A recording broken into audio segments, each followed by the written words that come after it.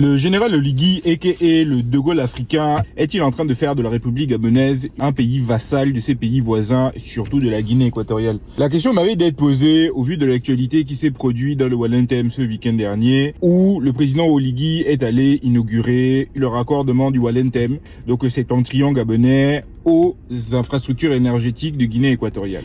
Aïe, c'est votre gaz W. Sur cette chaîne, nous parlons de politique et de géopolitique. Si tu as une appétence particulière pour ce type de sujet, tu es au bon endroit. N'hésite pas à t'abonner. On va rentrer dans le vif du sujet dès à présent. La République gabonaise connaît depuis plusieurs années un gros déficit énergétique. Ce problème n'a pas su être réglé sous Ali Bongo et le général Oligui hérite donc d'une situation un peu compliquée. Depuis l'avènement des militaires au pouvoir, je m'attendais à ce que le général Oligui fasse un diagnostic précis de la situation énergétique du pays, qu'il vienne l'exposer à la population gabonaise en précisant qu'il hérite de cette situation pour pouvoir solutionner le problème. Il va falloir des investissements importants et qu'en conséquence, ça va être un problème qui va prendre du temps à être réglé et qu'il y aura au moins facile une décennie de labeur. Au lieu de ça, le général Oligui donne le sentiment d'opter pour des solutions qui sont des pansements sur des jambes de bois. Je m'explique. Le Gabon en ce moment connaît des délestages très importants. L'activité économique en pâtit. Pour solutionner le problème dans l'urgence, à quelques mois de l'élection présidentielle, le général Oligui a décidé de contracter avec une société turque, Carpo Airship, qui met à disposition des centrales flottantes. Le coût de cette centrale flottante pour les mégawatts qu'ils vont produire et mettre à la disposition de la SEG, la compagnie d'électricité gabonaise, est prohibitif. Sur une année, on parle de plusieurs dizaines de milliards de francs CFA. Ces dizaines de milliards de francs CFA qui seront mis dans Carpo Airship, c'est de l'argent qui ne sera pas mis dans des infrastructures définitives pour solutionner le problème. Rattraper les 30 ans de retard que nous connaissons et préparer le pays pour les 30 prochaines années. Normalement, c'est ce qu'on attend d'un chef. Ils ont opté donc pour cette solution parce que dans l'urgence, on a comme l'impression que le CTRI et les autorités actuelles sont des pompiers plutôt que des bâtisseurs. C'est le mot qu'ils ont à la bouche. Vous avez demandé la construction des logements, une municipalité administrative. Oui. Je n'ai jamais dit non. Mon plus beau plaisir et que je prouve à chaque fois, c'est de construire pour vous, c'est de construire pour les Gabonais. Il n'y a que ce que je sais faire, bâtir, bâtir et rebâtir. Si les logements n'ont pas commencé, c'est parce que nous avons un problème de gravier. Nous avons un problème de ciment. De temps en temps, je suis obligé d'appeler mon papa de la Guinée équatoriale pour me dire « Livre-moi le ciment, livre-moi le gravier ». Parce que le pays est en chantier. Il y a des chantiers partout. Et donc, il y a des pénuries de ciment, des pénuries de sable, des pénuries de gravier. Voilà pourquoi je vous demande d'être patient. La bouche, si le général Oligui considère qu'il est un bâtisseur, qu'est-ce que nous dirions de Félix Houphouët-Boigny ou d'Alassane Ouattara en Côte d'Ivoire? Et les travaux qu'il y a à Libreville, on applaudit. Mais de là à se gargariser et à se dire qu'on est un bâtisseur, redescendons. Bref, ça c'était une parenthèse. Pendant cette cérémonie de raccordement du Wallentem à la Guinée équatoriale, le président Obiang Nguema a eu cette prise de parole.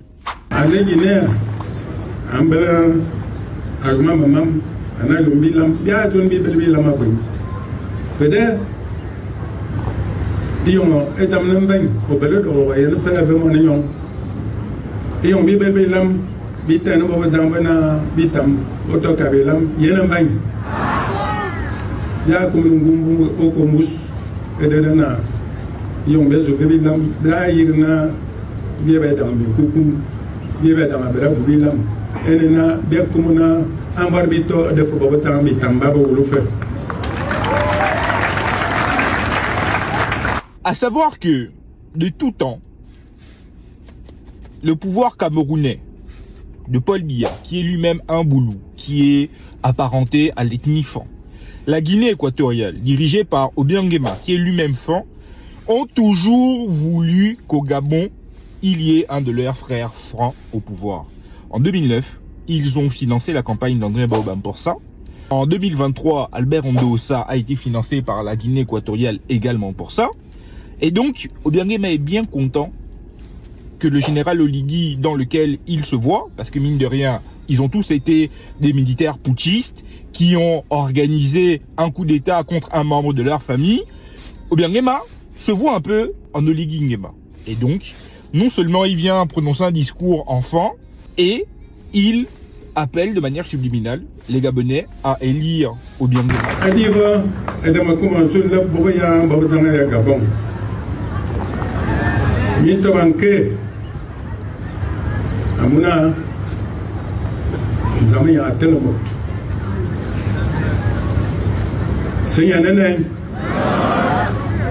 ya bayana zama tele mo murizanya nga jona biya yebe mo yi yena mbany ana fa ba mina malep kazama da ba ga bon leji bon sima fe ne ba tsena ngoma kana mu di mo bosi zanga ba zamate se zamay edana na minim balanjwe Il fait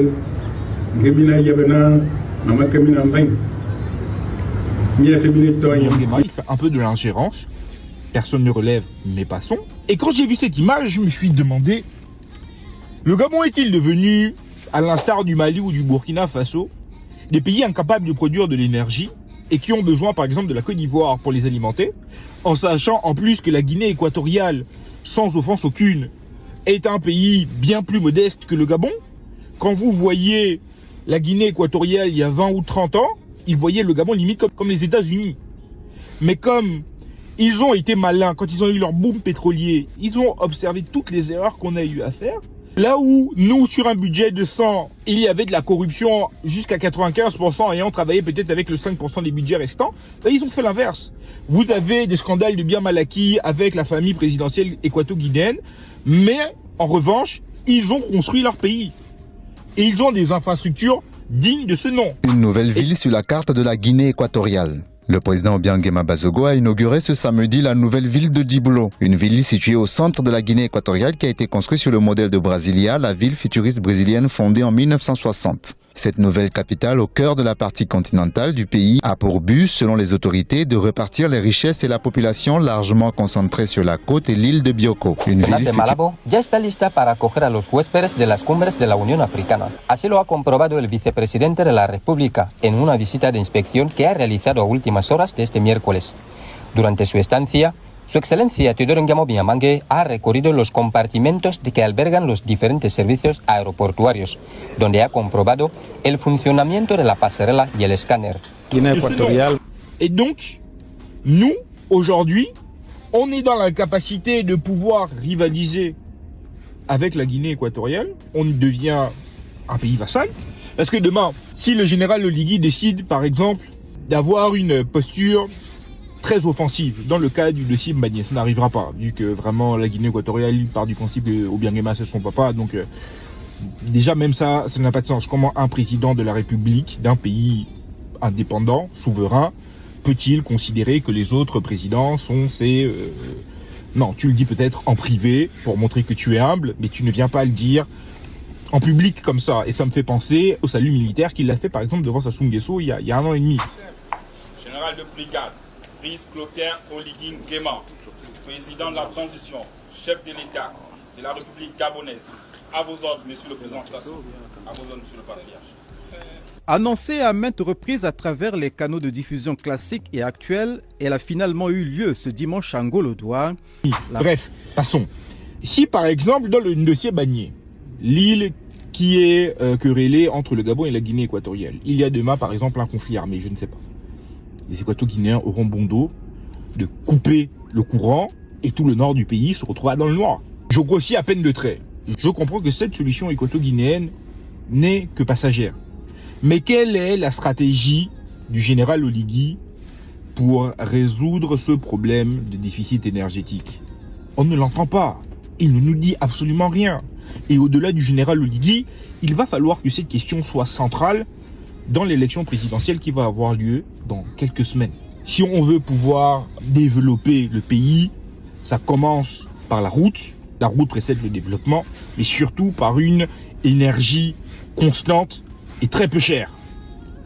C'est comme ça qu'on peut développer des industries, qu'on peut être hyper attractif pour les investisseurs étrangers.